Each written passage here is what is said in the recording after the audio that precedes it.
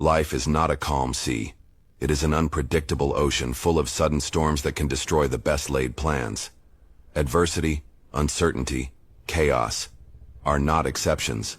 They are fundamental conditions of our existence. In the face of these storms, most people cling to the wreckage of their boats, swept away by the waves of their fears and circumstances. They become victims of the weather. But others are different. Others, in the midst of the same storm, stand firm. Not because the storm doesn't hit them, but because they have built something inside. A fortress. That inner fortress, that impregnable refuge in the midst of chaos, is an unbreakable mind. And it is not a gift you are born with. It is a structure that is built, piece by piece, decision by decision. We have been taught to believe it is built with brute effort, with an iron will that strains and exhausts itself. But iron, under enough pressure, breaks. True strength is not rigid. It is resilient. This audiobook is the blueprint for that fortress. Here, we will unite the timeless wisdom of the Stoic philosophers, the greatest masters of inner strength, with the proven tools of modern neuroscience and psychology. You will learn not only the philosophical why, but the practical how to forge a calm, a clarity, and a determination that no external storm can conquer. The world will continue to send waves. The question is not whether they will come, but whether you will be ready. It's time to stop being a castaway. It's time to become the fortress. The construction of your fortress begins with a first act of intention. If you have felt the call to begin, let a like on this video be the first stone you lay. And by subscribing, you join this training to ensure you receive every blueprint and every tool for your work. Chapter 1. The Circle of Power. To build an unbreakable fortress, the first step is not to raise the walls. It is not to dig a moat or recruit an army. The first step, the most fundamental of all, is to draw a line on the ground. A clear, sharp, and absolute line. A line that separates the territory that belongs to you and over which you have total sovereignty, from the vast and uncontrollable world that extends beyond your borders. This is the foundational lesson of mental fortitude, a wisdom distilled almost 2,000 years ago by one of the most extraordinary masters of resilience, the Stoic philosopher Epictetus. Epictetus's own story is a lesson in inner power.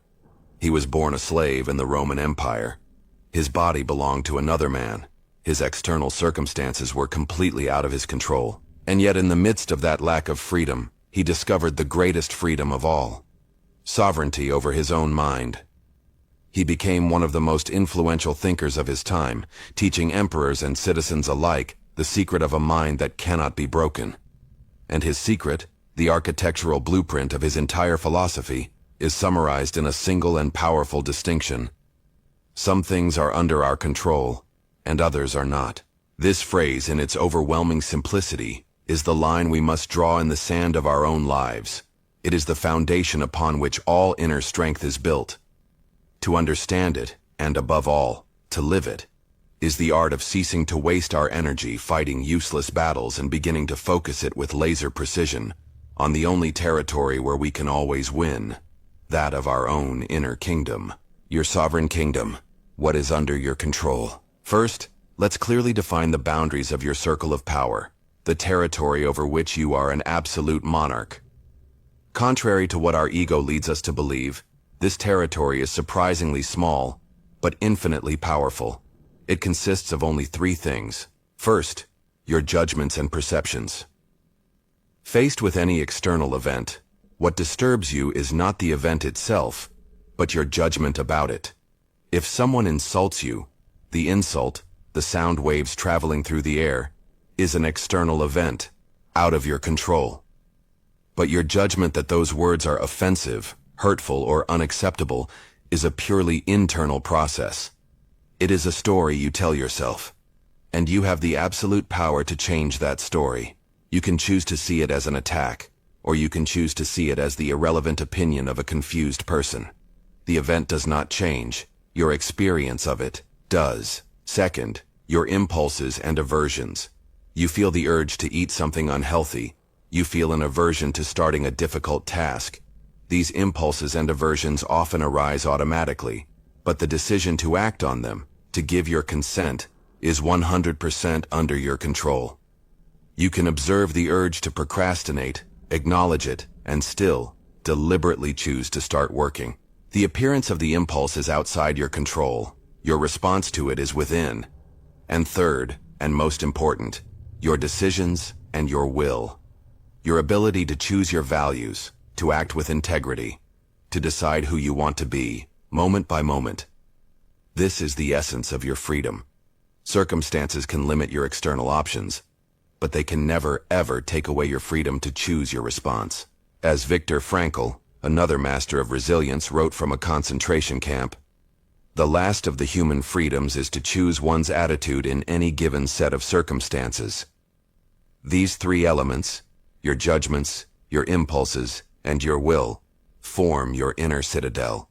Within this circle, your power is total. The external chaos, what is not under your control. Now let's look with brutal honesty at everything that lies outside that line, practically everything else. Your body.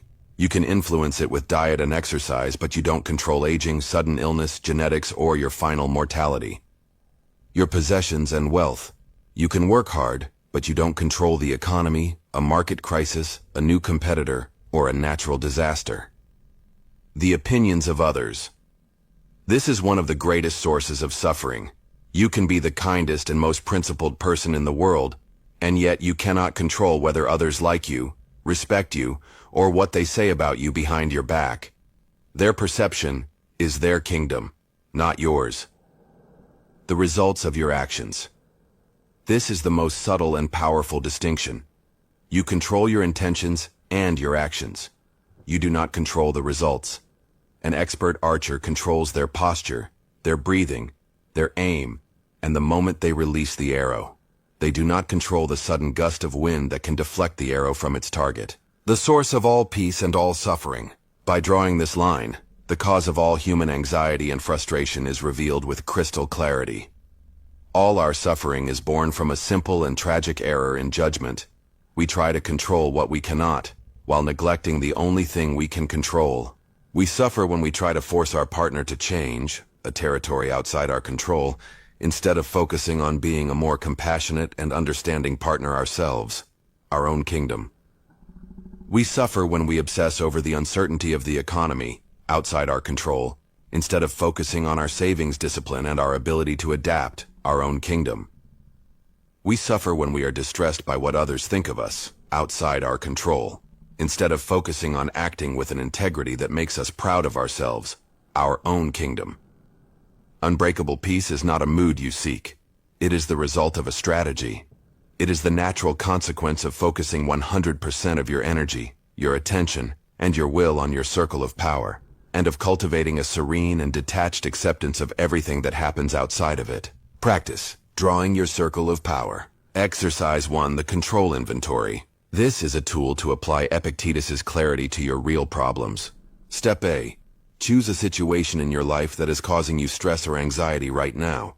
Write it at the top of a page in your journal. Step B. Draw a large circle in the center of the page. Step C. Inside the circle, list all the aspects of this situation that are 100% under your control. These are usually your actions, your responses, your thoughts, and your decisions. Be specific. Step D. Outside the circle, list all the aspects of this situation that are completely out of your control. These are usually the actions of other people, the final results, past events, or external circumstances. Step E. Contemplate your drawing. Where have you been putting most of your mental and emotional energy? Outside the circle, in the area of powerlessness? Or inside the circle, in the area of power? This exercise visually shows you where you need to redirect your focus to move from anxiety to effective action. Exercise 2. The detachment mantra. This is your tool for day-to-day life, for small frustrations. The next time you face an external event that bothers you, a traffic jam, a critical comment, a plan that gets canceled, pause before you react. Take a deep breath and mentally repeat the Stoic mantra. This is out of my control. My response is under my control. This simple act creates a space between the stimulus and your response, allowing you to choose a conscious reaction instead of being hijacked by an automatic emotion. It returns you to the center of your power. The first and most important wall of your inner fortress is this dividing line between what you can control and what you cannot. Defending this border, patrolling it every day with your awareness, is the main duty of the guardian of an unbreakable mind. Chapter 2. The Inner Citadel. Build your mental refuge. A border alone isn't enough to guarantee peace. We must now build the capital of this kingdom. We must erect a fortress at the center of our being, a citadel so impregnable that no storm, no matter how violent, can ever break its walls. This is the central metaphor of the emperor-philosopher Marcus Aurelius, who, as the most powerful man in his time, spent his nights on cold battlefields not planning military strategy, but writing in his journal about how to fortify his own mind. He called it the inner citadel. People seek retreats for themselves, he wrote, in the country, by the sea, on the mountains. But all this is of the most common sort, when it is open to you, at any time you choose, to retire into yourself. Because nowhere can a man find a retreat more peaceful or more free from trouble than in his own soul. What is this inner citadel? It's a state of mind. It's a space of calm, clarity, and perspective that we deliberately cultivate within. It is not an escape from reality, but a refuge in the midst of reality. It is the tranquil eye of the hurricane. The external world can be chaotic, but inside your citadel, you remain at peace, observing the storm from the battlements. Building this fortress is not a physical act, but a form of mental training. It is built upon 3 fundamental pillars. The first pillar, the mastery of perception, the main gate. The gateway to your citadel is your own perception. As Epictetus taught us, it is not events that disturb us, but our judgments about them. Your perception is the drawbridge. You, and only you, decide which thoughts and interpretations are allowed inside your fortress, and which are kept outside. The guardian of this gate is your faculty of assent. This is your ability to grant or deny your consent to an initial impression. For example, your boss walks into your office with a frown. Your mind's first impression is, he's angry with me. I've done something wrong. My job is in danger. This is the first assault on your citadel. The untrained guardian opens the gate wide, accepting this first impression as an absolute truth. In an instant, panic and anxiety invade the fortress. The trained guardian, however, pauses. They observe the impression without identifying with it, and they say to themselves, an impression has arrived. My boss is frowning. That is the only objective truth. The story that he is angry is just that, a story. I refuse to give it my assent until I have more information. By doing this, you have kept the drawbridge up and maintained your calm. You remain in your citadel, observing the event from the safety of your walls. The mastery of perception is the art of separating objective facts from the subjective narratives we build around them. The second pillar, impermanence as a watchtower. From the top of your citadel, you have a panoramic view, and from this watchtower, you learn to see reality not as a series of isolated, dramatic events, but with the vast perspective of time. This is the practice of contemplating impermanence. When we are in the midst of a crisis, it feels eternal. We believe the pain or uncertainty will last forever. This is an illusion of perspective.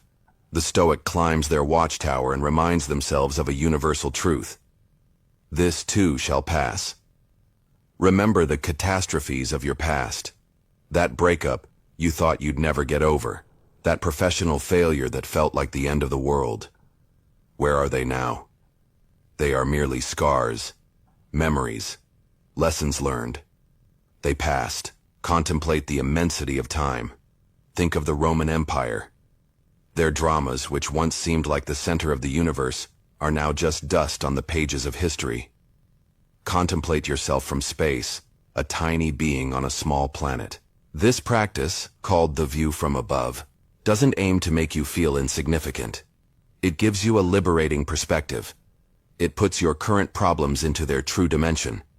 You realize that your current crisis, no matter how overwhelming, is just a passing cloud in the sky of existence. This perspective does not eliminate the problem, but it dissolves the anxiety and panic that accompany it, allowing you to approach it with immense calm and wisdom. The third pillar, the practice of virtue as an internal law. A fortress isn't just defensive walls. It's a city with its own laws. The law that governs the inner citadel is the practice of virtue. For the Stoics, happiness and tranquility don't come from external things, but from living in accordance with our own rational and social nature. This is achieved through 4 cardinal virtues. Wisdom, the ability to discern what is good from what is bad, and to navigate life with clarity. Justice, acting with honesty, fairness, and kindness toward others. Courage, not just physical, but the moral courage to face your fears and do the right thing. Temperance, self-control, the ability to govern your own desires. When you face a difficult situation, once you have mastered your perception and gained perspective, the final question you ask yourself from your citadel is, what does virtue demand of me in this moment? This question shifts your focus from, what can I get from this, to, what kind of person do I want to become?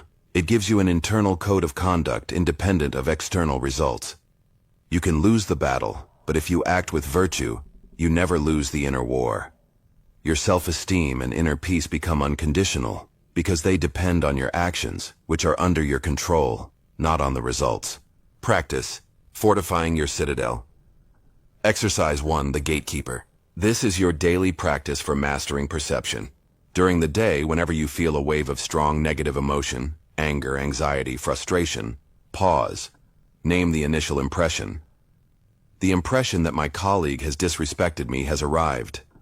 Now, as the gatekeeper, challenge that impression. Separate the fact from the story. The fact, my colleague said X. The story, he did it to humiliate me. Then, deny assent to the story. Say internally, this is just an impression, not reality itself. I refuse to let it in until I have more information. This creates a vital space between the stimulus and your response. Exercise 2, the mental time travel. This is your practice for cultivating perspective. When you feel overwhelmed by a problem, take this 3-stop mental journey. First stop, the past. Remember a problem from 5 years ago that seemed like a catastrophe. Observe how it has shrunk with the perspective of time. Second stop, the distant future. Project yourself 10 years from now. Look back at the present. How important will this current problem seem from that future perspective? Third stop, the cosmic view. Imagine yourself floating above Earth, seeing your life as a small point of light. How does your problem look from this vast perspective? This practice does not minimize your pain, but it contextualizes it, dissolving panic and the feeling of overwhelm. Exercise 3, the virtue journal. This is your practice for governing your citadel. Each night at the end of your day, dedicate 3 minutes to this stoic examination. Ask yourself, when did I act against virtue today? When was I unjust, cowardly, or when did I lose self-control? Acknowledge it without judgment, as data for improvement. And then, ask yourself, when did I act in accordance with virtue?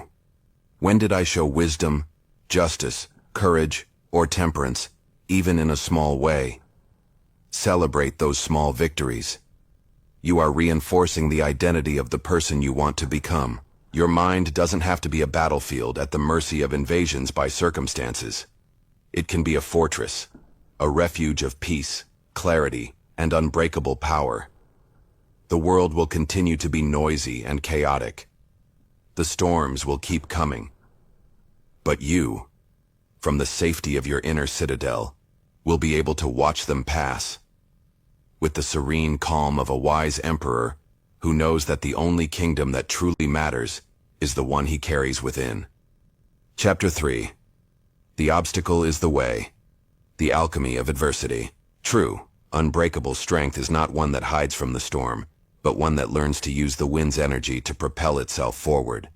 We now arrive at the most active, bold, and transformative discipline of all Stoic philosophy. It is the principle that separates the mere survivor from the conqueror. It is the alchemical formula that transmutes the lead of suffering into the gold of power. It is summarized in one powerful phrase, popularized by author Ryan Holiday, which encapsulates the essence of all Stoic thought. The obstacle is the way. To the ordinary mind, an obstacle is, by definition, what stands in your way. It is the barrier that prevents you from reaching your destination. It is the enemy, the nuisance, the bug in the system. Our instinctive reaction to an obstacle is frustration, complaint, and the search for a way to get around it. The Stoic sees the world in a radically different way. For them, the obstacle is not in the way. The obstacle is the way. It's not a distraction from the journey. It is the journey. Every difficulty, every crisis, every failure is not an impediment to your growth. It is the precise training material you need to grow. Think of a weightlifter. Do they see the 200-kilo weight as an obstacle to their goal of being strong? No. They understand that lifting that weight is the path to strength. Resistance is not something to be avoided. It is the indispensable condition for their transformation. The muscle does not grow in the comfort of rest. It grows in the tension of resistance. Your character, your resilience, your unbreakable mind operate under the same law. You don't become braver by reading books about courage. You become braver by facing your fears. You don't become more patient by waiting for the world to stop being frustrating. You become more patient by practicing calm in the midst of a traffic jam. The obstacle is the dojo.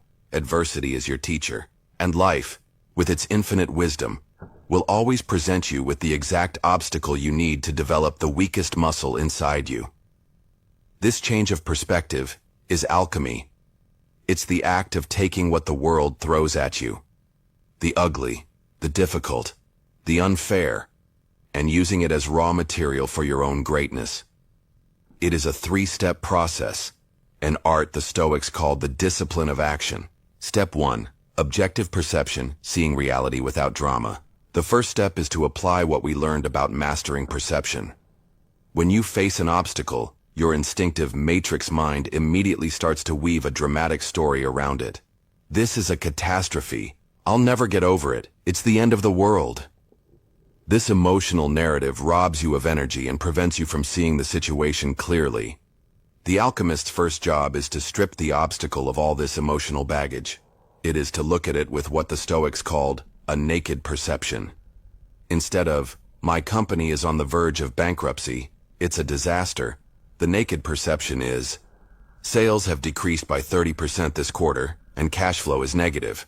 We have a problem to solve. Instead of, I have received a terrible diagnosis, my life is over, the naked perception is, my body has a medical condition. I need to understand it and act accordingly. By separating the objective fact from the catastrophic story, you drain the obstacle's power to scare you. You transform it from a terrifying monster into a simple technical problem, a set of circumstances that must be addressed. Step 2. The search for opportunity, finding the opening. Once you have calmed your perception, the second step is to ask the question that defines the strategist. Within this obstacle, where is the opportunity? Every obstacle, without exception, contains a hidden advantage for you. Your job is to find it. If you have been laid off from your job, the obvious obstacle is the loss of income. But the hidden opportunity could be the freedom to finally start that business you always dreamed of, or to seek a career that is truly aligned with your purpose. If you suffer an injury that prevents you from practicing your favorite sport, the hidden opportunity could be to develop patience, or to strengthen other parts of your body and mind that you had neglected. If a business partner betrays you, the hidden opportunity is an invaluable lesson about human character and the importance of choosing your allies more wisely. Marcus Aurelius put it this way: the mind adapts and converts to its own purpose the obstacle to our action. What stands in the way becomes the way. Your mind is a transmutation machine. It can take the negative energy of an obstacle and use it as fuel for positive action. Step 3. Tenacious and creative action, moving on the way. Once you have found the opportunity, the last step is to act. But not with desperate or frantic action, but with a tenacious, creative, and persistent action. This is where we combine the strength of the oak with the flexibility of the willow. You are tenacious in your ultimate goal, in your determination to overcome the situation. You do not accept defeat as an option, and you are creative and flexible in your method. If the front door is closed, you look for a window. If the window is closed, you look for a crack in the wall. If the wall is impenetrable, you learn to climb it. Tenacious action is the art of iteration. You try one approach. If it doesn't work, you don't see it as a failure, but as data. You learn from it and try a new approach, and another, with the persistence of a drop of water that, over time, is capable of piercing the hardest rock. Practices for turning the obstacle into the way. Exercise 1, the Reframing Journal. This is your tool for daily alchemy. Choose a small frustration or obstacle you face today. In your journal, first, describe it with naked perception, removing all emotional drama. Then, answer these 2 questions. What opportunity is this obstacle offering me? An opportunity to practice patience, to learn a new skill, to communicate more clearly, etc. What character muscle, virtue, is it inviting me to train? Courage, temperance, wisdom, justice. This exercise, practiced daily, reconfigures your brain so that by default, it stops seeing problems as threats and starts seeing them as opportunities for growth.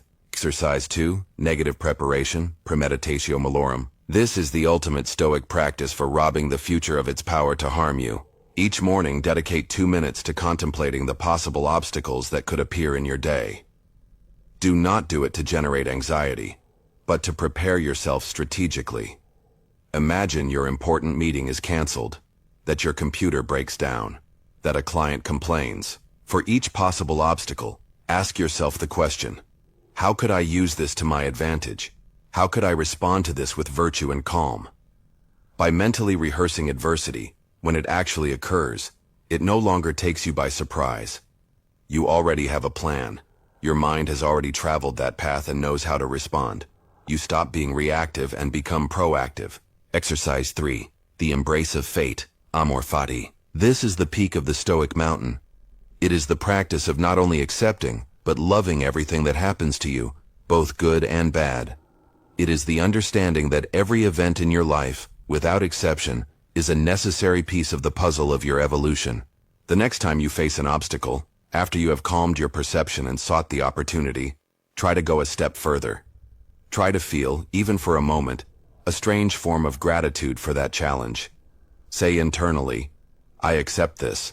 I love this. This is the teacher I need at this moment. Thank you. This is not an easy practice, but it is the one that leads to true freedom. It is the one that allows you to find peace and power, not in spite of your circumstances, but because of them. Life is not putting obstacles in your way to stop you. It is putting them there for you to discover yourself. Every wall in your path is an invitation to grow tall enough to see over it. Every failure is a lesson. Every wound is an opportunity for alchemy. Chapter 4. The Energy Thief. The Paralysis of Indecision. We now arrive at one of the most silent and persistent energy leaks in modern life.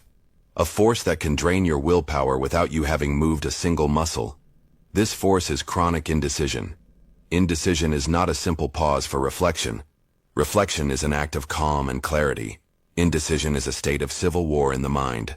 It is the battlefield where 2 or more desires, fears, or possibilities fight for control, without any having enough strength to win. This internal conflict, this endless debate in the court of our consciousness, is one of the most energy-consuming activities. It's like having dozens of apps open on your phone, all running in the background, heating up the processor, and draining the battery without us doing anything productive. To overcome the paralysis of indecision, we must first understand its psychological roots. Indecision is rarely a problem of lack of information. In our era, we usually have an excess of it. Indecision is, almost always, a problem of fear. The first and deepest root is the fear of being wrong. This fear is born of perfectionism, that saboteur who masquerades as excellence. We cling to the illusion that if we just analyze a little more, gather one more piece of data, or ask one more friend for an opinion, we can find the perfect decision, the one that guarantees a successful outcome. But the perfect decision does not exist. It's a myth. In an uncertain world, no amount of analysis can guarantee the result. Indecision, therefore, becomes a strategy to avoid responsibility. As long as we don't decide, we can't be wrong. The problem is that we also can't be right. The second root is the fear of loss, a psychological principle known as loss aversion. Behavioral economists Daniel Kahneman and Amos Tversky showed that the pain of losing something is, psychologically, twice as powerful as the pleasure of gaining an equivalent something. Every decision is an act of renunciation. By choosing path A, you inevitably lose the possible benefits of paths B, C, and D. Our mind hates this feeling of loss. Indecision becomes a desperate attempt to avoid this pain, to keep all options open, to not have to give up anything. But the paradox is cruel. By trying not to lose anything, we often end up losing everything, especially opportunity, which is time-sensitive. The third route is the tyranny of options. We live in a world with an overwhelming number of possibilities. We believe that having more options makes us freer, but psychologist Barry Schwartz argued the opposite in his book, The Paradox of Choice. Too many options don't liberate, they paralyze. They increase the cognitive load of the decision, making the process more exhausting. Worse, they increase the probability of regret. If you choose between 3 options and yours doesn't work out, it's bad luck. If you choose between 300 and yours doesn't work out, you feel the blame is entirely yours for not having chosen better. The cost of not choosing is immense and is paid in the currency of our vitality and our potential.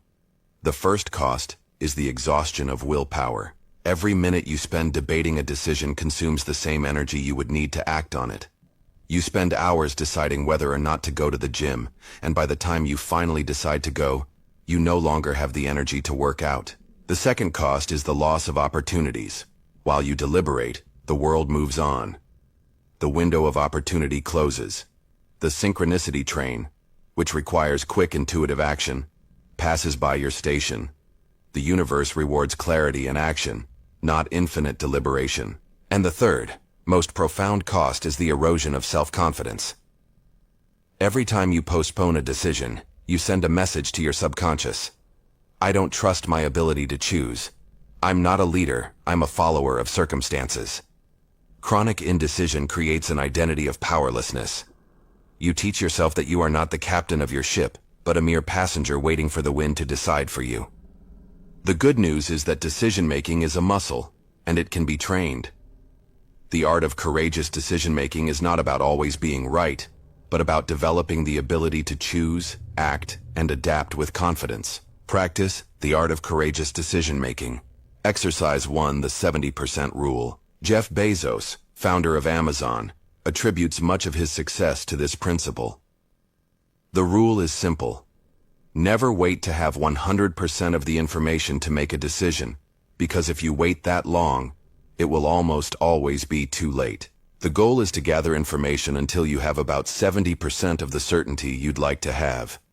That's the point at which you must make the decision and act. The remaining 30% uncertainty is not a risk you must eliminate, but the space where your ability to improvise, adapt, and correct your course on the fly can shine. Give yourself permission to act with good enough information. Exercise 2, the reversibility principle. Not all decisions are the same. Bezos also divides decisions into 2 types. Type 1, decisions are like one-way doors. They are almost irreversible and have massive consequences. Getting married, having a child, selling your company. These decisions deserve slow, careful deliberation.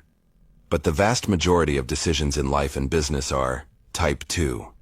They are like revolving doors. They are reversible.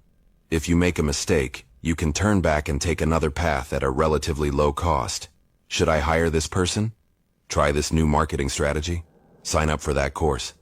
These are Type 2 decisions. For these decisions, the cost of indecision is much greater than the cost of an error. The right strategy is to decide quickly, act, get feedback from the real world, and if it doesn't work, correct your course. Always ask yourself, is this a one-way door or a revolving door?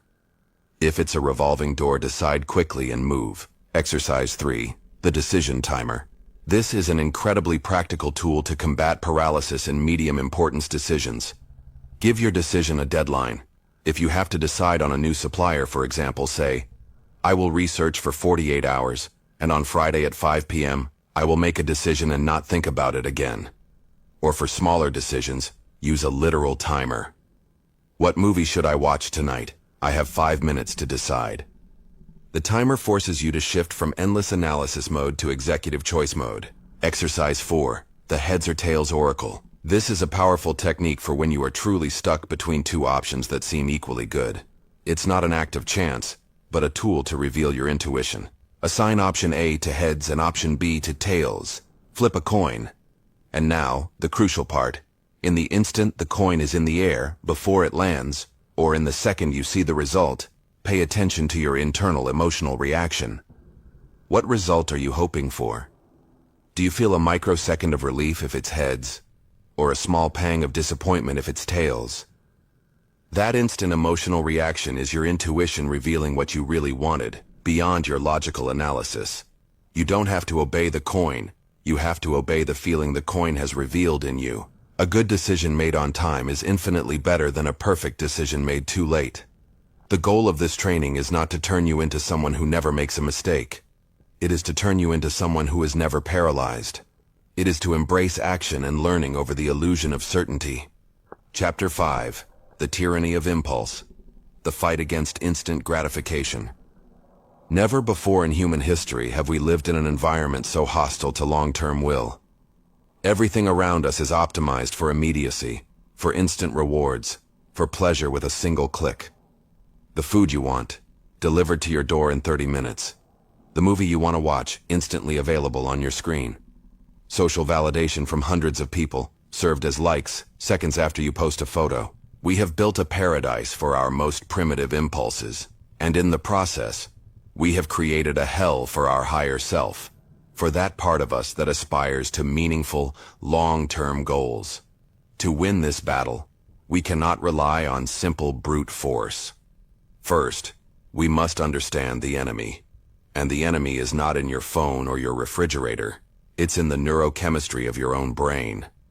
Your brain operates with a reward system designed thousands of years ago for a world of scarcity. In that world, if you found a high-energy source, like a honeycomb, the smartest survival strategy was to eat all you could, immediately. This system, driven by the neurotransmitter dopamine, rewarded us for seeking immediate pleasure and avoiding pain. Dopamine, often misnamed the pleasure molecule, is actually the molecule of anticipation and motivation. It's the chemical that drives you to seek the reward. Your brain releases dopamine, not when you eat the cookie, but when you see it on the plate and anticipate the pleasure of eating it. It's the engine of seeking, the wanting. The problem is that our modern environment has hijacked this ancient system. Every notification on our phone, every infinite scroll on a social network, every sensationalist headline is designed to be a small hit of dopamine. It trains us, like rats in a lab, to constantly seek the next small reward, the next novel stimulus. And this constant bombardment has a devastating consequence: desensitization. Your brain gets used to these high levels of artificial stimulation. As a result, it needs ever larger doses to feel the same level of satisfaction and natural, long-term rewards. The subtle joy of reading a book, the deep satisfaction of completing a difficult project, begin to feel boring and bland. They can't compete. This leads us to the heart of willpower, the ability to delay gratification. This is the capacity, perhaps the most important for long-term success, to give up a minor pleasure now for a greater reward in the future. The famous Stanford University marshmallow test clearly demonstrated this. Children who at age 4 were able to resist the temptation to eat one marshmallow immediately to receive 2 later, showed decades later better results in almost every aspect of their lives. Better grades, better health, higher income. The tyranny of impulse turns us all into children who choose without hesitation. The first marshmallow. The long-term desire to write a novel, an immense but distant reward, is hijacked by the short-term impulse to watch a 5-minute YouTube video, a small, immediate dopaminergic reward. The long-term desire to build a successful business is sabotaged by the short-term impulse to check social media instead of making that difficult sales call. The long-term desire for deep human connection is eroded by the short-term impulse to seek the superficial validation of likes. In this neurological battle, the prefrontal cortex, the seat of our will and long-term goals, is at an immense disadvantage against the limbic system, the center of impulse and immediate gratification, which is constantly being overstimulated by our environment. But we are not condemned. We can fight back. The key is not brute force, it's not resisting more. The key is strategy. It's about becoming the architect of your own environment, designing it to support your will, not to sabotage it. Practice, reclaiming your sovereignty over dopamine. Strategy 1. The dopamine fast. To resensitize your brain to natural rewards, you need to give it a break from the artificial bombardment. I propose a 24-hour dopamine fast. Choose a weekend day. During those 24 hours, your mission is to eliminate all sources of instant gratification and high stimulation. This means no social media, no news, no YouTube or Netflix, no video games, no junk food, no online shopping. What can you do instead? Low dopamine activities. Read a physical book, write in a journal, take a long walk in nature, meditate, have a deep face-to-face conversation, exercise, cook a healthy meal from scratch, or simply be bored. At first, you will feel incredibly restless and anxious. This is withdrawal. Your brain will be screaming for its usual dose. But if you persevere, at the end of the day, you will notice something amazing. Simple things will feel pleasurable again. Music will sound richer. Food will taste better. A conversation will feel more connected. You have reset your baseline. You don't have to do this every day, but a weekly or monthly fast can do wonders for your ability to concentrate and your willpower. Strategy 2. The high-friction environment design. The principle is simple. Make it hard to do what you don't want to do, and easy to do what you do want to do. For digital distraction, remove all social media apps from your phone. Access them only through the browser, which adds a step of friction. Turn off 99% of notifications. The only notification you need is for phone calls. Set your phone to grayscale mode. Without vibrant colors, your brain will find it much less attractive. During your work blocks, put your phone in another room. The simple presence of your phone on your desk, even face down, has been shown to decrease cognitive capacity. For food temptation, don't bring junk food home. The most important act of will is not performed at 10 p.m. in front of the fridge, but in the supermarket. If it's not in the house, you can't eat it. For productivity, prepare your environment the night before. If you want to exercise in the morning, leave your workout clothes and shoes next to your bed. If you want to write, leave your laptop open on a blank page. Reduce the friction to start the right action. Strategy 3. The 10-minute rule. This is your tool to combat the impulse to procrastinate in real time. When you feel the urge to postpone an important task and seek a distraction, make a pact with yourself. Say, okay, I can do whatever I want, but first, I'm going to work on the important task for just 10 minutes. Set a timer. Often the hardest part is starting. After 10 minutes of work, the inertia will have been broken. It's very likely that by the time the alarm sounds, you will be in a state of flow and want to continue. And if not, you give yourself permission to stop without guilt. But you will have made 10 minutes of progress. The battle against instant gratification is not a battle won once. It's a daily practice. It's the conscious act of choosing, again and again, the long-term reward of growth and meaning over the ephemeral pleasure of distraction. You are not a victim of algorithms. You are the architect of your own attention. Every time you deliberately choose where to put your focus, you are exercising your will. Every time you close a useless tab, every time you postpone checking your phone, every time you choose productive boredom over easy entertainment, you are strengthening your invisible muscle. Chapter 6. The Captain's Fatigue, Decision Fatigue, and How to Fight It. Imagine the captain of a great ship in the midst of a storm. His job is monumental. He must read maps, interpret the winds, give precise orders, stay calm, and, above all, hold the helm firmly to stay on course. For the first few hours, his focus is absolute. His decisions are sharp and his energy seems inexhaustible. But what happens after 12, 14, 16 hours of uninterrupted effort? The captain, no matter how strong and experienced, gets tired. His attention begins to waver. His decisions become slower, less precise. He starts taking shortcuts, choosing the easiest option instead of the most correct one. It's not that he has become a bad captain. His energy has simply been depleted. This is the experience we live every day.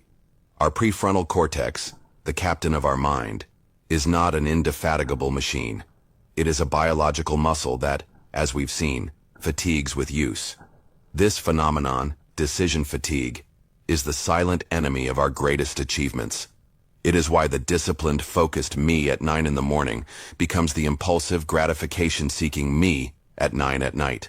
Decision fatigue is a form of mental exhaustion that occurs after a prolonged session of decision-making. The crucial thing to understand is that not just big, stressful decisions drain our battery. Every small choice we make, from what clothes to wear in the morning, which route to take to work, how to respond to an email, to what to have for dinner, consumes a small but measurable amount of our volitional energy. At the beginning of the day, our battery is full. We are able to resist temptation, think long-term, and tackle complex tasks. But as the day goes on, and we make dozens, hundreds of small decisions, the battery drains. And when the battery is low, 3 predictable and dangerous things happen. First, our self-control plummets. With the prefrontal cortex fatigued, the more primitive parts of our brain, the ones that seek immediate pleasure, take over. That's why after an exhausting day at work, you're much more likely to skip the gym, order junk food instead of cooking something healthy, or make an impulsive purchase. Your wise self knows what's best, but the captain is too tired to hold the helm. Second, we fall into decision paralysis. Faced with a new choice, no matter how simple, the fatigued mind feels overwhelmed. Instead of evaluating options, we simply postpone the decision. It's the phenomenon of getting home at night and spending an hour looking through the Netflix catalog, unable to choose a movie, until you fall asleep on the couch. Exhaustion makes us prefer inaction to having to spend the last drop of energy on another choice. And third, we resort to mental shortcuts. When the captain is tired, he looks for the simplest route. This often means taking the default decision, the easiest option, or simply saying yes to everything to avoid the effort of saying no. This can lead to commitments we didn't want, accepting tasks that are not ours, or making impulsive and ill-considered financial decisions. Understanding decision fatigue is liberating. It frees you from guilt. You are not weak or undisciplined for giving into temptation at night. You are simply a human being with a finite energy battery. But this understanding also gives you immense responsibility. It forces you to go from being an unconscious spender of your will to becoming a smart manager of your energy. The key to an iron will is not trying to have a bigger battery. It is learning to conserve the energy of the battery you have for the battles that truly matter. It's about strategic management, not brute force. Practice the strategic management of your willpower. Below, I present 4 fundamental strategies to combat decision fatigue and optimize the use of your volitional energy. Strategy 1. Automate the insignificant, the power of routine. Think of the number of trivial decisions you make every morning before leaving the house. What should I wear? What should I eat for breakfast? Should I check my email now or later? Each of these small choices is a small drain on your battery. Multiplied over days and years, the waste is immense. The solution is to create routines. A routine is a series of pre-decided actions that you perform automatically, without spending willpower. Notice some of the world's most successful people, like Steve Jobs or Mark Zuckerberg, known for almost always wearing the same type of clothes. They didn't do it out of a lack of style. They did it to eliminate a trivial decision from their day and conserve that energy for the decisions that truly mattered. Exercise, your uniform for success. You don't have to wear the same clothes every day, but you can decide the night before exactly what you are going to wear, or you can create a kind of uniform for work days.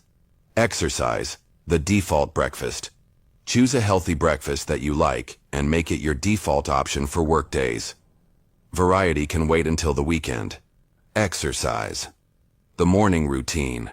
Design a sequence of actions for your first hour of the day and follow it religiously. For example, wake up, drink water, meditate for 10 minutes, exercise for 20 minutes, shower. By automating this first hour, you start the day with your willpower battery almost at 100%. Strategy 2. Prioritize the essential. Eat the frog first. Knowing that your willpower is strongest in the morning, the golden rule of productivity is simple. Do your most important, most difficult, and most self-control requiring task first thing in the day. Author Mark Twain memorably said, "If it's your job to eat a frog, it's best to do it first thing in the morning. And if it's your job to eat 2 frogs, it's best to eat the biggest one first." Your frog is that crucial task that you know will have the greatest impact on your long-term goals, but which you often postpone because it is difficult or uncomfortable. Exercise, Identify your daily frog. Each night before ending your workday, identify the single most important task you must complete the next day. Your frog. Exercise. Block out. Sacred time. Schedule that task in your calendar as the first thing you will do in your workday, before checking email, before meetings, before the world starts throwing its emergencies at you. Dedicate a block of 60 to 90 minutes of uninterrupted concentration to it. By eating that frog first, you not only ensure that the most important thing gets done, but the rest of your day feels lighter and more productive. Strategy 3. Fuel the captain, the biology of self-control. Willpower is not just mental, it is physical. Your prefrontal cortex needs fuel to function. The food rule. Never make important decisions on an empty stomach. Lack of glucose is the #1 enemy of self-control. If you are facing a difficult afternoon of work, make sure you have healthy snacks on hand that provide you with sustained energy, not sugar spikes followed by a crash. The rest rule. Sleep is perhaps the most powerful willpower recovery tool there is. During deep sleep, your brain is cleansed of metabolic toxins and recharges its energy reserves. Prioritizing 7 to 9 hours of quality sleep is not a luxury. It is a strategic necessity. A single night of poor sleep can drastically reduce your prefrontal cortex activity the next day. Strategy 4. The power of pre-commitment. This is an advanced strategy for the great battles of will. A pre-commitment is a decision you make in a moment of calm and with a full battery, which forces you to follow the right path in a future moment of temptation. Example, social commitment. If you want to commit to exercising, don't just wish for it. Sign up for a class and pay for it in advance, or agree to train with a friend. The social or financial commitment makes it much more painful not to follow through, giving you an external lever for your willpower. Example, environmental commitment. If you want to avoid eating junk food, the pre-commitment is to not buy it at the supermarket. If you want to avoid distractions, the pre-commitment is to use an app that blocks social media during your work hours. Mastering your will is not about having superhuman strength. It's about being a brilliant strategist. It's about understanding that you are the guardian of an incredibly powerful but limited resource, and designing your life to protect it, conserve it, and deploy it with surgical precision in the battles that truly define your destiny. Chapter 7. The Mind Gym. How to Train Your Willpower. Welcome to your Mind Gym.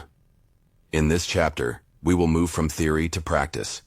I will provide you with a training program, a series of exercises designed to strengthen your prefrontal cortex and increase your capacity for self-control and determination. The fundamental principle of any strength training is progressive overload. You don't walk into a gym for the first time and try to lift the heaviest weight. That would only lead to injury. You start with a weight that is manageable but challenging, and as you get stronger, you gradually increase the resistance. The muscle grows in response to this constant and progressive challenge. The willpower muscle operates on the exact same principle. Trying to change all your bad habits overnight is like trying to lift 200 kilos without ever having trained. You are bound to fail and feel frustrated. The path of the willpower master is the path of patience and intelligent progression. Our training program will be divided into 2 types of exercises, just like in a physical gym. On one hand, we have resistance training, to strengthen our ability to say no, and on the other, persistence training, to strengthen our ability to say yes. Resistance training, strengthening your inner no. The ability to resist an impulse to say no to instant gratification is one of the main functions of willpower. Every time you exercise this power, you are doing a rep for your self-control muscle. Here are some exercises, from least to most difficult. Beginner level exercise, the posture fast. This is one of the simplest and most effective exercises. Choose a period of time. It can be just 10 or 15 minutes a day, during which you will sit or stand completely straight. No slouching. You will notice that within a few minutes, your body will want to return to its usual hunched posture.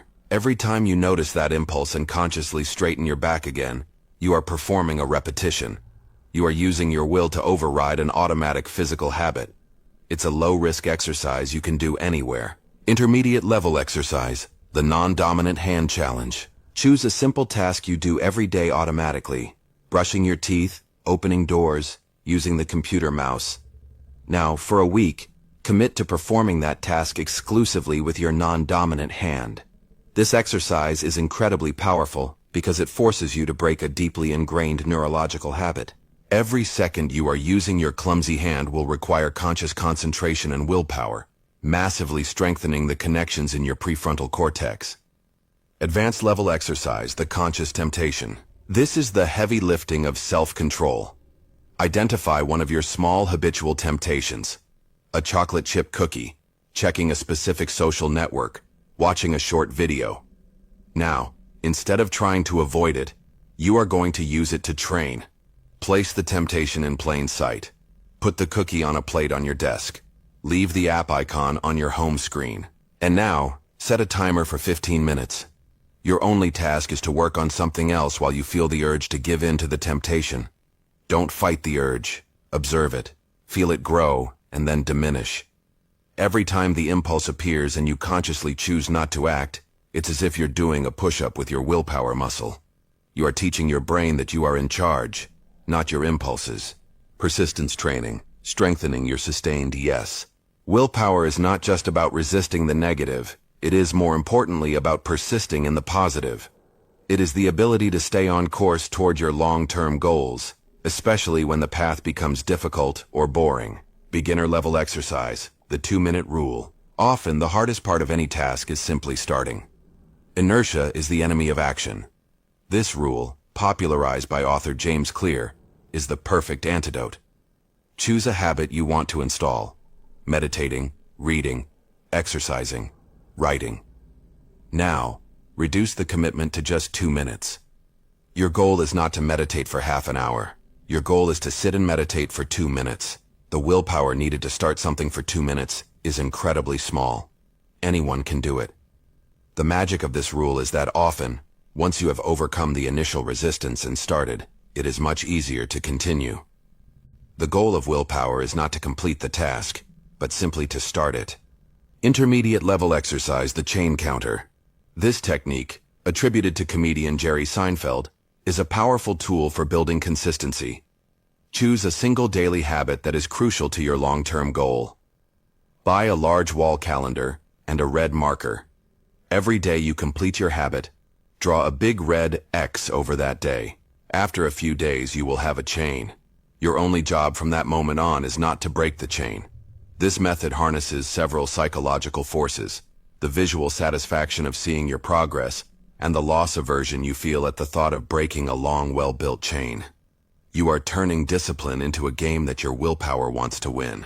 Advanced level exercise, deliberate practice. True mastery in any field doesn't come from simple repetition, but from deliberate practice. This means consistently working at the edge of your comfort zone, focusing on improving a specific aspect of a skill. Choose a skill you want to master. Dedicate a block of time. It can be 30 or 60 minutes to practicing it, but with a clear intention to improve in an aspect where you are weak.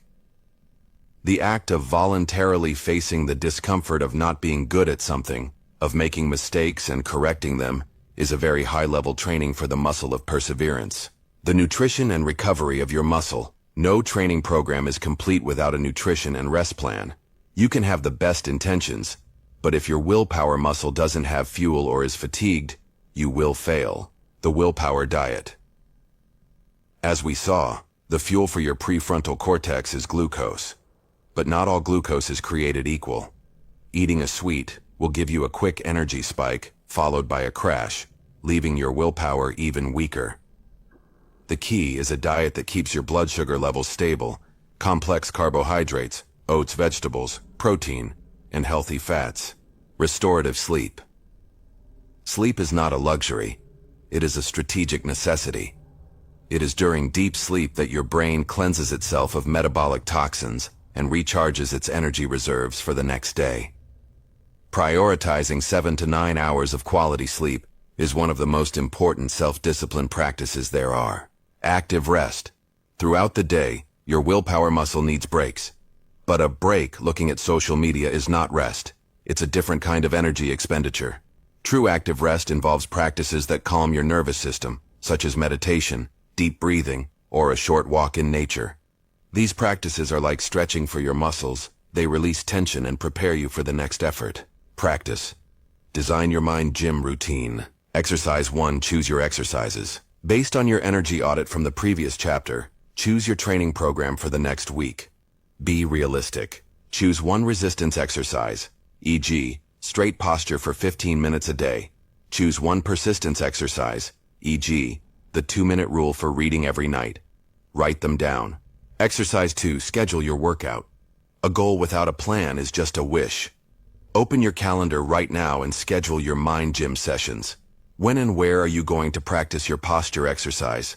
At what exact time are you going to apply the 2-minute rule? Treat this commitment to yourself with the same seriousness as a meeting with your most important boss. Exercise 3. The training journal. At the end of each day, dedicate 2 minutes to recording your progress. Did I do my willpower reps today? Yes, no. How did I feel? Was it easier or harder than yesterday? What have I learned about my own resistance and impulses? This simple act of tracking creates an awareness and responsibility that will accelerate your progress exponentially. Willpower is not a mystical gift you are born with or without. It is a skill that is built just like any other. With intelligent, progressive, and consistent training, you can go from being a beginner in the mind gym to becoming a true athlete of discipline. Training strengthens your muscles so you can lift bigger weights and sustain longer efforts. But the smartest athlete doesn't just rely on their brute strength. They build an environment and systems that make the lifting feel lighter. That is the art of self-discipline. Chapter 8. The Art of Self-Discipline. Building systems, not just effort. Willpower, as we've trained it, is your ability to act in moments of resistance. It's the brute force you use to fight an impulse, to focus despite distractions, to take one more step when you're exhausted. It's your shock infantry, your emergency force. Self-discipline, on the other hand, is the art of strategy. It is the wisdom of designing a life where the need to use willpower is minimized. If willpower is playing defense, reacting to threats, self-discipline is playing offense, designing the playing field to your advantage. Relying solely on willpower to achieve your long-term goals is a strategy destined for failure. As we already know, willpower is a limited and fluctuating resource. It depends on your energy level, your mood, whether you slept well, or whether you had a stressful day. Building the building of your dreams on such a volatile foundation is incredibly risky. The true goal isn't to become a superhero who can resist any temptation at any time. The true goal is to become so smart in designing your life that temptations don't even appear on your radar. It's about making your desired behaviors the default option, the path of least resistance, so they happen automatically, even on days when your willpower battery is at zero. This is achieved through systems. A system is a structure or a process you design in a moment of clarity to guide your future, less disciplined self. A system is the wise architect who designs a city with bike lanes and accessible parks so that citizens move more without needing to use their willpower to go to the gym. Principle 1. Be the architect of your environment. The most fundamental law of human behavior is this. We are creatures deeply influenced by our environment. Often your behavior is not the product of your personality or your discipline, but of the cues and options that surround you. Changing your environment is the fastest and most effective way to change your behavior. The art of self-discipline is the art of environmental architecture. It consists of adding friction to bad habits and removing friction from good habits. Want to stop compulsively checking your phone? The willpower strategy is to have it next to you and fight the urge every 5 minutes. It's exhausting. The system strategy is to add friction. Leave your phone in another room while you work. The battle has been won without a fight. Want to eat healthier? The willpower strategy is to have a pantry full of junk food and resist it. The system strategy is to design your environment. Don't buy the junk food and put the fruit and vegetables in plain sight and within easy reach. You make the healthy option the easy option. Want to read more and watch less TV? Reduce the friction of the good habit by leaving a book on your nightstand. Increase the friction of the bad habit by taking the batteries out of the remote control and putting them in a kitchen drawer. That small 20-second effort will often be enough for your brain, which is lazy by nature, to choose the path of least resistance. The book. Principle 2.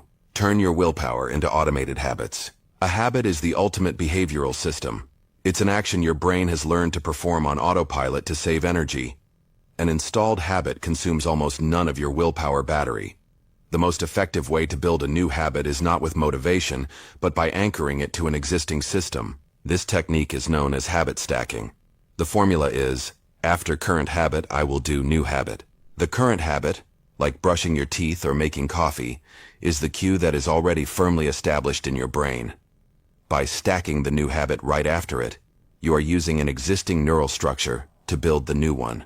Instead of the vague intention of, I want to meditate more, the system is, after I brush my teeth in the morning, current habit, I will sit and meditate for 2 minutes, new habit.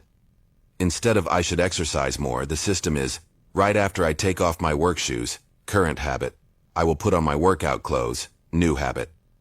Notice that the new routine is incredibly small. The goal is to automate the behavior of starting. Once the routine of putting on workout clothes is automatic, the resistance to exercising itself decreases drastically.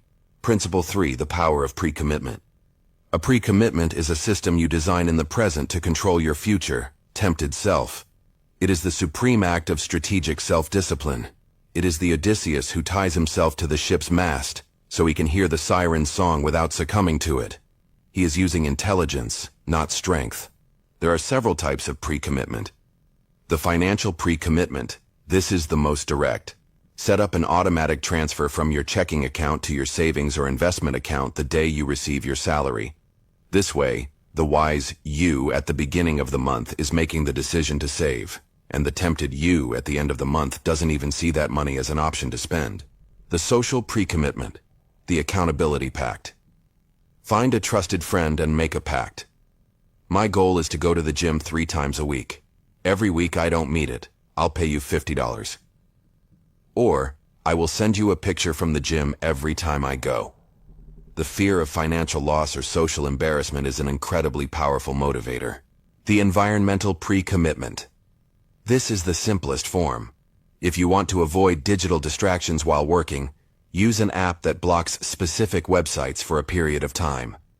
The focused you, in the present, is putting a lock on the door of distraction, knowing that the future tempted you will not have the strength to look for the key. Practice. Building your self-discipline systems. Exercise 1. The struggle diagnosis. Choose an area of your life where you feel you are spending a disproportionate amount of willpower each day. Is it your diet, your productivity, your finances? Now answer this question. Where am I relying on willpower instead of having built a system? For example, I am relying on my willpower to not eat cookies at night instead of having a system to not buy them in the first place. I am relying on my willpower to start working on my project instead of having a system of a distraction-free environment and a clear starting routine. Identifying the exact point of struggle is the first step to designing a systemic solution. Exercise 2. Design your first system. Based on your diagnosis, choose a single problem and design a simple system to solve it. Use the principles we've seen.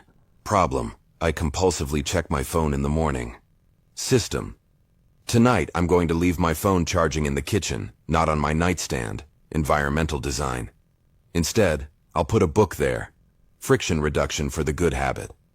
My new habit will be, after I turn off the alarm, I will sit down and read 1 page of my book, Habit Stacking. Exercise 3. Make a 1-week pre-commitment.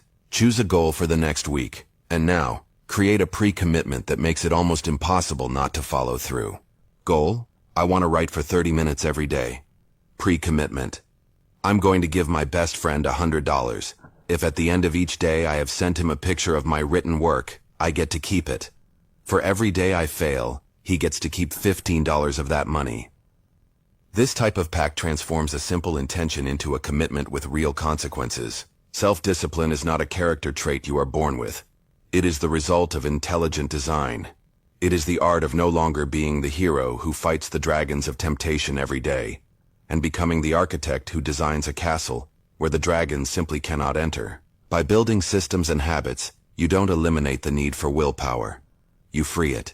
You free it from the trivial day-to-day battles so it can be fresh, charged, and ready to be deployed on its true mission, taking the bold and sustained decisions that will lead you to the peak of your potential. But what happens when life throws a storm so big that even the best systems are threatened? For that, we need a more advanced form of willpower, one that knows when to be firm as a rock and when to flow like water. Chapter 9. Flexible willpower. The steel that bends, not breaks. This image of an iron will is one that our culture admires and glorifies. It's the leader who never doubts, the athlete who never gives in, the entrepreneur who breaks through walls with sheer force. It's an image of rigidity, of unyielding determination. And it is often a model for failure.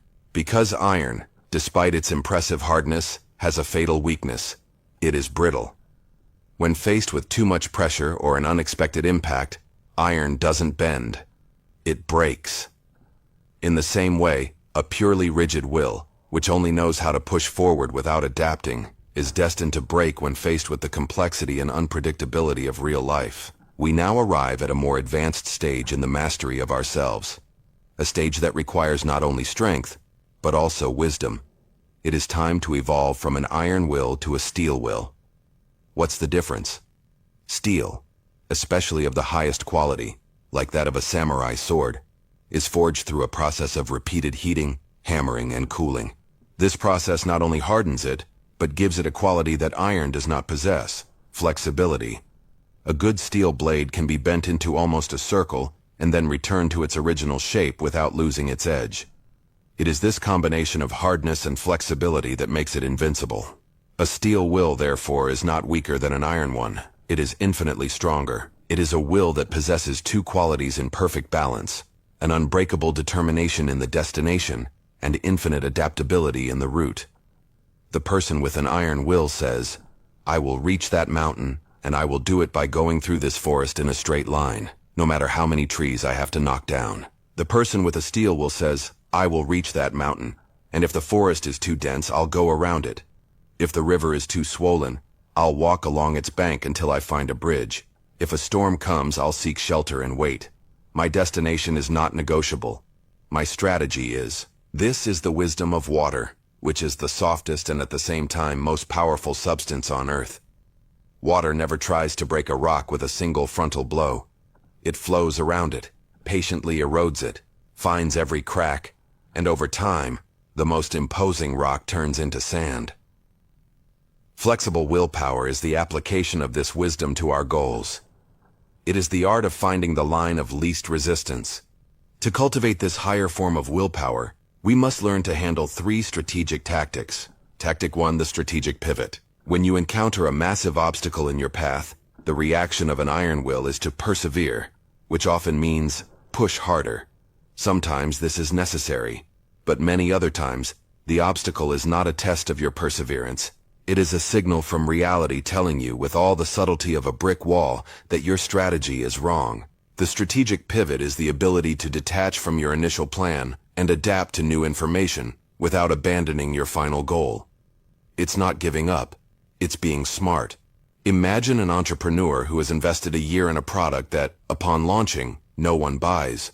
The iron will would say, "I need more marketing, more advertising. I have to force the market to see how brilliant my idea is." Often this leads to bankruptcy. The steel will says, "The market has given me data. My plan A has failed.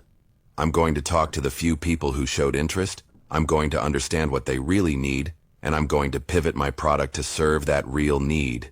Many of the world's most successful companies did not succeed with their original idea, but with a strategic pivot. To be able to pivot, you need to separate your ego from your strategy. Your strategy is not you. It's just a tool, a hypothesis. If it proves to be incorrect, it doesn't mean you are a failure. It means you are a good scientist who has just obtained valuable data that allows you to formulate a better hypothesis. Tactic 2, the 85% rule. An iron will operates in an all-or-nothing mode. I either do my perfect 1-hour workout routine, or I do nothing. I either write my 2,000 words a day, or the day is a failure. This mindset is incredibly fragile. The moment an unexpected event prevents you from meeting your goal 100%, you are very likely to fall into the "what the hell" effect. Well, I've already failed today, so it doesn't matter. I'll eat the whole pizza and do nothing. A steel will, on the other hand, understands the 85% rule. Elite athlete coaches know that peak sustainable performance is not achieved by training at 100% of your capacity every day. That only leads to burnout and injuries. Optimal growth occurs by consistently operating at around 85% of your maximum. Applying this to your willpower means giving yourself permission to be human. It means the goal is not perfection, it's consistency. If your goal is to write 1,000 words a day, and one day you only have the energy or time to write 800, you don't consider it a failure. You consider it a victory. You've met 85%. You've kept the chain going. You've been consistent. This flexibility protects you from burnout and the all-or-nothing cycle, and in the long run it allows you to achieve much more. Tactic 3, the deliberate pause. Sometimes the most powerful act of will is to do nothing at all.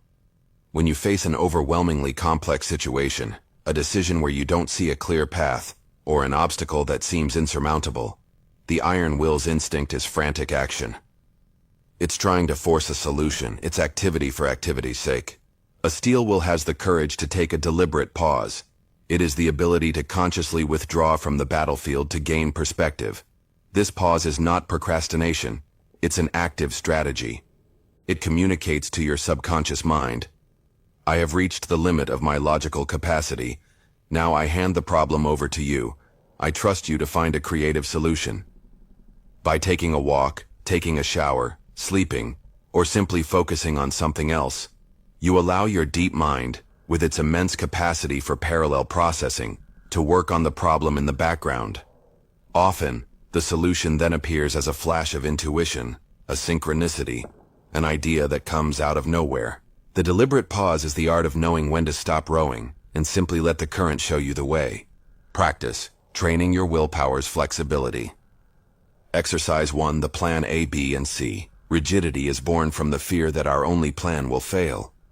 Flexibility is born from the confidence of having alternatives. Choose your most important goal right now. Dedicate an hour to outlining your plan A, your main and most obvious strategy to achieve it. Now, dedicate another hour to a counterintuitive task. Assume that plan A will fail completely. What would your plan B be? What completely different route could you take to get to the same destination? And finally, imagine that plan B also fails. What is your plan C? Your strangest and most creative option. This exercise does 3 things. It drastically reduces your fear of failure, because you realize you have multiple paths. It forces you to think more creatively and strategically, and it mentally prepares you to pivot if necessary. Exercise 2, the scheduled chaos day. Our routines and systems are powerful, but they can also become cages that make us rigid. Once a month, schedule a chaos day. On this day, your goal is to deliberately break as many of your small routines as possible. Take a completely different route to work. Eat something you've never tried. Talk to a stranger. Work in a cafe instead of your office. Read a book from a genre you normally hate. This exercise is like a stretching session for your willpower. It pulls you out of your automatic patterns, forces you to be conscious and adaptable, and teaches you that you can thrive perfectly well outside your comfort zone. Exercise 3, the obstacle lessons journal. The next time you encounter a significant obstacle, one that frustrates and blocks you before trying to overcome it, pause. Open your journal and answer this question. If this obstacle were not an enemy, but a teacher in disguise, what crucial lesson would it be trying to teach me about my strategy, my approach, or my own rigidity? This simple act of reframing transforms the obstacle from an adversary to an ally. It forces you to seek wisdom in resistance, to see the feedback that reality is offering you. It is the first step to moving from fighting the wall to looking for the door. The strongest will is not the one that never bends, but the one that knows when to bend so as not to break. It is the one that combines the determination of a mountain with the adaptability of a river. The true mastery of willpower is not found in rigid control, but in an elegant and wise dance between your unshakable intention and ever-changing reality. Chapter 10. The Final Mastery, From Willpower to Habit. Think of a master of any discipline. A concert pianist doesn't think about where to place each finger to play a Beethoven sonata. Their fingers dance across the keys with a fluidity that seems supernatural. A race car driver doesn't consciously decide every turn of the wheel at 300 kilometers per hour. Their body and the car are one, A master carpenter doesn't force the wood. He feels it, understands it, and shapes it with an ease that seems instinctive. In each case, what was once an act of incredibly concentrated and conscious willpower has, through thousands of hours of practice, become something much more powerful, a deeply ingrained habit. The action has been transferred from the struggling conscious captain to the incredibly efficient and automatic engine room of the subconscious. This is the final mastery. It is not about having an infinitely strong will to fight every battle. It is about becoming so wise and skilled in designing your life that the daily battles simply disappear. It is about moving from conscious competence, where you have to think about every step, to unconscious competence, where excellence becomes your second nature. The goal of this journey is not to become a soldier of willpower for life. It is to use willpower as the scaffolding to build the magnificent building of your habits. And once the building is built, the scaffolding can be removed. To achieve this transition, we must understand the anatomy of a habit. A habit is not just an action we repeat. It is a neurological loop that our brain creates to save energy. This loop, as described by author Charles Duhigg, consists of three parts: a cue, a routine, and a reward. The cue is the trigger that tells your brain to go into automatic mode and execute a habit. It can be a time of day, a place, an emotional state, or the action that immediately precedes it. Seeing the coffee maker in the morning is a cue. Feeling stressed is a cue. The routine is the action itself, whether physical, mental, or emotional. It is the act of making your coffee, picking up your phone, or eating the cookie. And the reward is what tells your brain that this particular loop is worth remembering and repeating in the future. It's the pleasant feeling of the first sip of coffee, the momentary distraction of social media, the sugar rush from the cookie. Over time, this loop becomes so strong that a fourth element is created: craving. Your brain begins to anticipate the reward as soon as it sees the cue. And this craving is the force that drives the habit automatically, without your conscious will having to intervene. This entire process is neutral. The brain uses the same mechanism to build the habit of exercising as it does to build the habit of smoking. It does not judge. It simply seeks efficiency. Our task as architects of ourselves is to use this mechanism deliberately.